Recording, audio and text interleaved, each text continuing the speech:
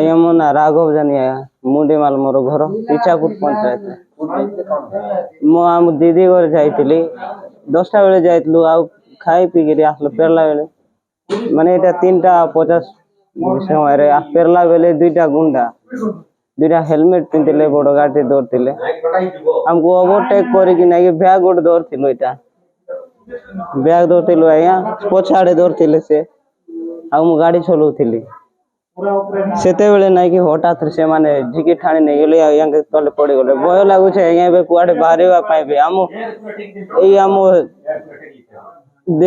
ଦେଶୀୟ ଲୋକମାନଙ୍କ ଅଞ୍ଚଳରେ ହଉଛି ବୋଲି ଆରୁ କୋଉ ବଣ ଜଙ୍ଗଲରେ କଣ ହେଇଥିବ ଆଜ୍ଞା ଦେଖନ୍ତୁ ଆଜ୍ଞା ଏଇଟା ଆମର ପୁପୁ ଗାଁ ଆଉ ପାଲିଆ ଯୋଉ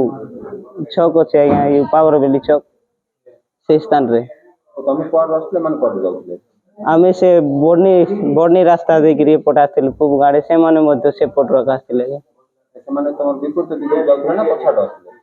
ଆମର ଏଇ ଯୋଉ ବାଁ ପଟର ରାସ୍ତାରୁ ଆସିଲେ ଆଜ୍ଞା ଓଭରଟେକ୍ କରିକି ଆମର ବ୍ୟାଗକୁ ଛଡେଇ ନେବା ପାଇଁ କିଡନାପ କରିବା ପାଇଁ ପ୍ରୟାସ କରୁଥିଲେ ହଁ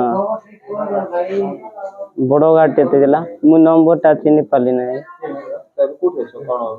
ଏବେ ବର୍ତ୍ତମାନ ମୁଁ ଝରିଗାଁ ହସ୍ପିଟାଲରେ ଅଛି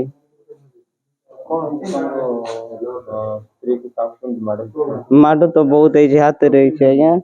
ଡାଣରେ ତାପରେ ମୁଣ୍ଡରେ ଅଣ୍ଟାରେ ମଧ୍ୟ ହେଇଛି ଆଣ୍ଠୁରେ ହେଇଛି